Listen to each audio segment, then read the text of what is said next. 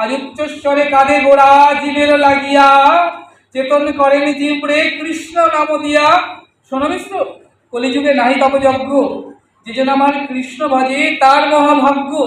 এত ঘিরে ফিরে কৃষ্ণ ভজে গিয়া, খুঁটিনাটি পরিহারি একান্ত হইয়া, সাধ্য সাধন তত্ত্ব যা কিছু, ওই হরি নামের মধ্যে দেখো আছে সকল কিছু। নাম নামি অভেদ, বীজের মধ্যে বৃক্ষ যেমন দেখা নাহি যায়, নামের মধ্যে নামি আছে জানিও নিশ্চয়। যেই নাম সেই কৃষ্ণ ভজ নিষ্ঠা করি, নামের মধ্যে আছেন আপনি শ্রীহরি। নাম নামি অভেদ, তাহলে সেই নাম গুরুদেব প্রদত্ত নাম। অনুর্বর ভূমিতে লাগালে কি অঙ্কুরিতভাব হয়? তাহলে প্রথমে কি করতে হবে? আগাছাকে তুলে ফেলতে হবে। আগাছা না তুললে মূল গাছ কিন্তু বাড়বে না। তাহলে গুরুদেব প্রদত্ত বীজ মূল গাছকে বাড়তে গেলে আগাছা কাকে বলে? এই যে মনে হচ্ছে অমুকের বাড়ির ছেলেটা অমুকের মেয়েকে নিয়ে চলে গেল, কি খেয়েছো কি পড়েছো, পরনিন্দা পরচর্চা, যেগুলো প্রয়োজন নেই, ভজন পথের বাধা।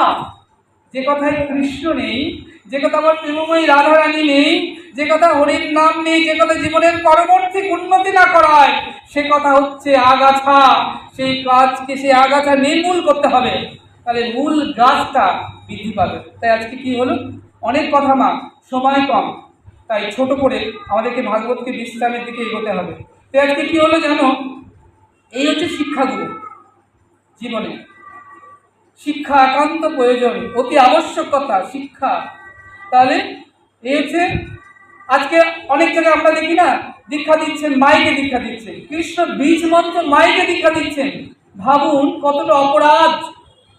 আরে গুরুদেবের যদি সময় না থাকে তোমার কর্ণে কৃষ্ণ মন্ত্র দেওয়ার, তাহলে তোমার জীবনে কেমন করে সে পরমাত্মার উন্নতি করবে?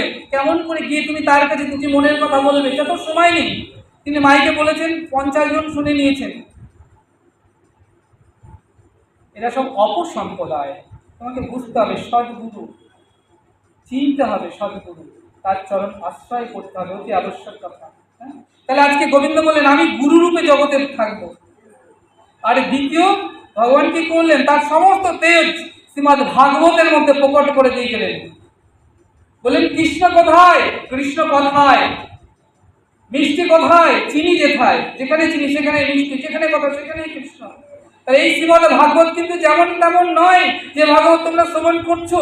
এই ভাগবতকে কেউ যদি স্পর্শ করে, কেউ যদি শ্রবণ করে, কেউ যদি দর্শন করে, কেউ যদি মস্তকে লাগায়, সাক্ষাৎ শ্রী গোবিন্দকে লাভ করবার, গোবিন্দ কৃপা লাভ করবার ফল লাভ হয়, সাক্ষাৎ গোবিন্দ দর্শনের ফল লাভ হয়। এই শ্রীমদ ভাগবত। তাই তো আমি পাঠের অর্থে সবাইকে বলি